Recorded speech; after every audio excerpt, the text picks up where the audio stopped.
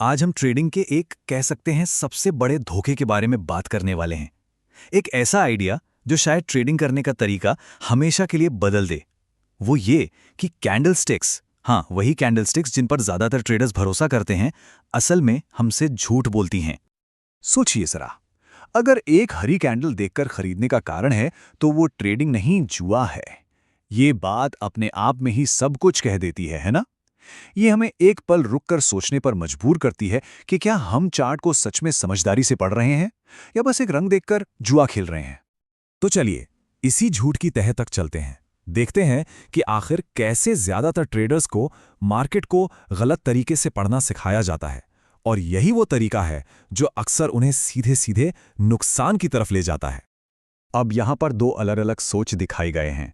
देखिए, एक तरफ है रिटेल ट्रेडर जो सोचता है अरे वाह ग्रीन कैंडल, चलो खरीदते हैं। और दूसरी तरफ कौन है? दूसरी तरफ है बड़ा बाजार, जिसे स्मार्ट मनी भी कहते हैं। और वो क्या सोच रहा है? वो सोच रहा है अच्छा नए खरीदार आ गए, चलो अब पलटने का टाइम आ गया है। और पता है, यही सबसे बड़ी दिक्कत है। ये कोई छोटी मोटी गलती नहीं है, ये एक फंडामेंटल मिसअंडरस्टैंडिंग है, एक बुनियादी गलतफहमी, जहां से अनगिनत ट्रेडर्स के नुकसान की कहानी शुरू होती है। तो सवाल ये उठता है कि अगर कैंडल खरीदने या बेचने का सिग्नल नहीं है तो फिर आखिर ये है क्या? इसका काम क्या है? चलिए अब ये समझते हैं कि एक कैंडल को असल में कैसे देखना चाहिए, एक कहानी की तरह, ना कि एक ऑर्डर की तरह। तो फिर एक कैंडलस्टिक हमें असल में बता क्या रही है? अगर ये कोई बाय सेल सिग्नल नहीं है तो इसका असली मतलब क्या है? यकीन मानिए, इसका जवाब ट्रेडिंग को देखने का पूरा नजरिया बदल सकता है। इसको ना ऐसे समझते हैं, एक कैंडल कोई खरीदने या बेचने का बटन नहीं है, ये बस एक स्कोर कार्ड है। ये भविष्य नहीं बताती, ये सिर्फ इतना बताती है कि एक तय समय के अंदर, चाहे वो 5 मिनट का टाइम फ्रेम हो या एक दिन का, बायर्स और सेलर्स की लड़ाई में कौन जीता, बस इतना ही। चलिए इसको और भी सिंपल करते हैं। जब भी कोई हरी कैंडल दिखती है तो उसका सिर्फ और सिर्फ एक ही मतलब होता है कि क्लोजिंग प्राइस ओपनिंग प्राइस से ज्यादा था। दैट्स इट, बस। इसका यह मतलब बिल्कुल भी नहीं है कि प्राइस अब ऊपर ही जाता रहेगा। ठीक है, थ्योरी तो बहुत हो गई। अब एक रियल वर्ल्ड एग्जाम्पल देखते हैं। एक ऐसे जाल की बात करते हैं जिसमें लगभग हर नया ट्रेडर फंसता है। इसे हम कह सकते हैं द ग्रीन कैंडल ट्रैप, या हरी कैंडल का जाल।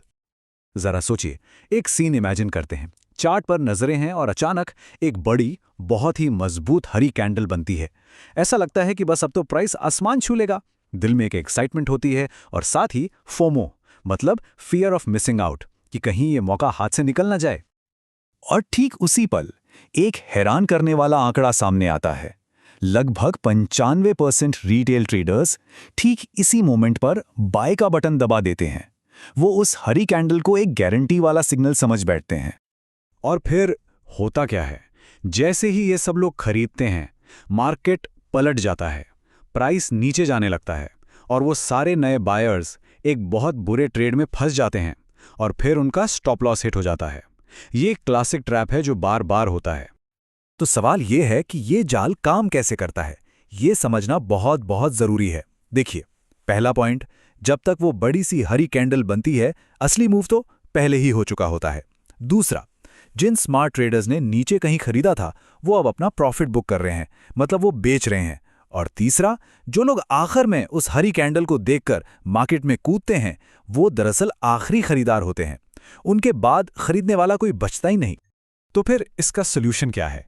इसका हल है अपनी सोच बदलने में। हमें कैंडल को एक एंट्री सिग्नल की तरह देखना बंद करना होगा और उसे एक कंफर्मेशन टूल की तरह इस्तेमाल करना शुरू करना होगा।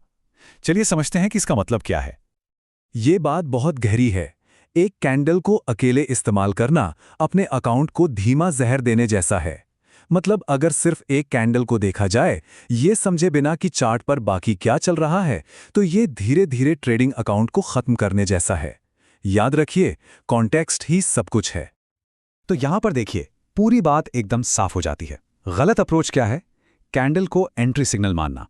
और सही अप्रोच क्या है? सही अप्रोच है कि पहले कॉन्टेक्स्ट को एंट्री सिग्नल माना जाए, जैसे कि सपोर्ट, रेजिस्टेंस या कोई ट्रेंड। और फिर कैंडल का इस्तेमाल सिर्फ ये कंफर्म करने के लिए किया जाए कि हां, अब एंट्री लेने की टाइमिंग सही है। तो चलिए अब इन सब बातों को एक नए मेंटल मॉडल में ढालते हैं।